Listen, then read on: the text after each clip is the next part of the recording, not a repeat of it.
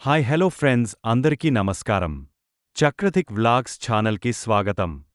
Hi friends, నేను ఈ ఛానల్లో రీసెంట్గా ఒక కొత్త స్టైల్లో స్టార్ట్ చేశాను ఓవర్ట్.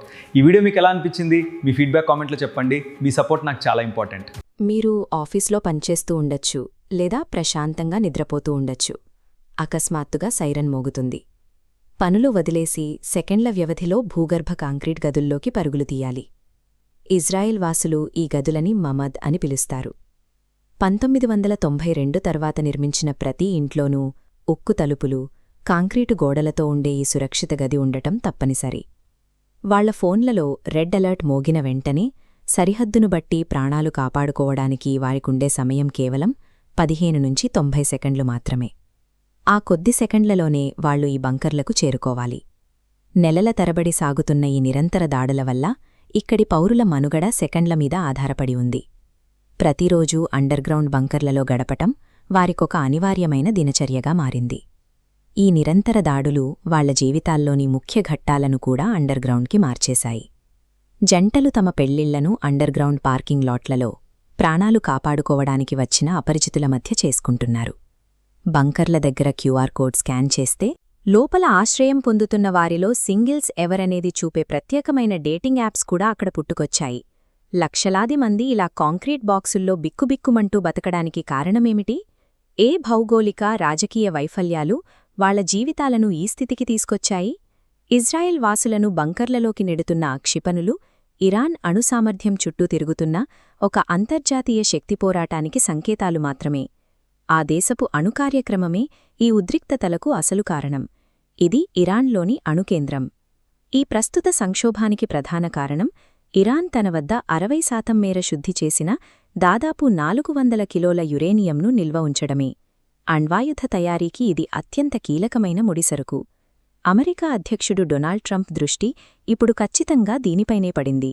ఒకవేళ ఇరాన్ చర్చల సమయంలో ఆ అణు మెటీరియల్ను అప్పగించడానికి అంగీకరించకపోతే బలవంతంగానైనా దాన్ని స్వాధీనం చేసుకుంటామని ఆయన హెచ్చరించారు.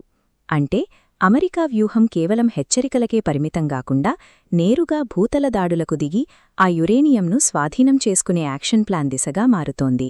ఈ హెచ్చరికలకు బలం చేకూర్చినేలా అమెరికా ఇప్పటికీ 3500 మంది మెరైన్లతో పాటు ఆర్మీ రేంజర్లు, నేవీ సీల్స్ లాంటి ప్రత్యేక కమాండో దళాలను భారీ సంఖ్యలో పశ్చిమాసియాకు తరలిస్తోంది. ఇది అమెరికాకు చెందిన E-3 సెంట్రీ అవాక్స్ విమానం. సౌదీ అరేబియాలో ఇరాన్ జరిపిన దాడిలో తమకు కళ్ళూ చెవుల్లా పనిచేసే ఈ అత్యంత కీలకమైన నిఘా విమానాన్ని అమెరికా కోల్పోయింది. దీంతో మిలిటరీ మోహరింపు మరింత వేగవంతమైంది. ఈ దాడుల నేపథ్యంలో ఖతార్, బహ్రెయిన్, యుఏఈలో ఉన్న తమ మిలిటరీ స్థావరాలను, ఆయుధ డిపోలను నేరుగా ఇజ్రాయిల్లోకి మార్చేందుకు అమెరికా సన్నాహాలు చేస్తున్నట్లు తెలుస్తోంది. అమెరికా తన ప్రధాన స్థావరాలను నేరుగా ఇజ్రాయిల్ గడ్డపైకి చేర్చితే ఇరాన్ క్షిపణిదాడులను తిప్పికొట్టగల ఒక అజేయమైన సైనిక కూటమి ఏర్పడుతుంది. ఇది పశ్చిమాసియాలో దశాబ్దాలుగా ఉన్న సైనిక సమతుల్యతను ఒక్కసారిగా తిరగరాస్తుంది. ఉద్రిక్తతలను తగ్గించేందుకు చివరి దౌత్య ప్రయత్నంగా అమెరికా, ఇరాన్ల మధ్య ప్రత్యక్ష చర్చలకు మధ్యవర్తిత్వం వహిస్తామని పాకిస్తాన్ ముందుకు వచ్చింది. కానీ ఇరాన్ ఈ ప్రయత్నాలను నిర్ద్వంద్వంగా తిరస్కరించింది. అమెరికాతో ఎలాంటి ప్రత్యక్ష చర్చలూ లేవని పాకిస్తాన్కు స్పష్టంగా నో చెప్పేసింది. పాక్ మధ్యవర్తిత్వ ప్రణాళికలు వారి సొంతమేనని, అందులో తమ ప్రమేయం ఏమీ లేదని ఇరాన్ స్పష్టం చేసింది. పైగా ఈ ఘర్షణలను మొదలుపెట్టింది అమెరికాయే అని ఆరోపించింది. ఈ బ్యాక్ ఛానల్ దౌత్య ప్రయత్నాలు కూడా అధికారికంగా విఫలం కావడంతో ఇక రెండు వర్గాల మధ్య మిగిలింది ప్రత్యక్ష సైనిక ఘర్షణే అనే పరిస్థితి ఏర్పడింది. పాకిస్తాన్ మధ్యవర్తిత్వం విఫలమైన ఫలితం నేరుగా ఇజ్రాయెల్ గగనతలంపై కనిపిస్తోంది.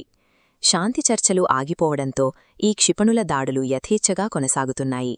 ఒక పక్క ప్రపంచ అగ్రరాజ్యాలు 400 కిలోల యురేనియం కోసం స్పెషల్ ఫోర్సెస్ను దించుతూ సైనిక చదరంగమాడుతుంటే, ఆ రెండు దేశాల మధ్య నలిగిపోతున్న సాధారణ పౌరులు మాత్రం తమ జీవితాలను 90 సెకండ్ల టైమర్తో బంకర్లలోనే గడుపుతున్నారు.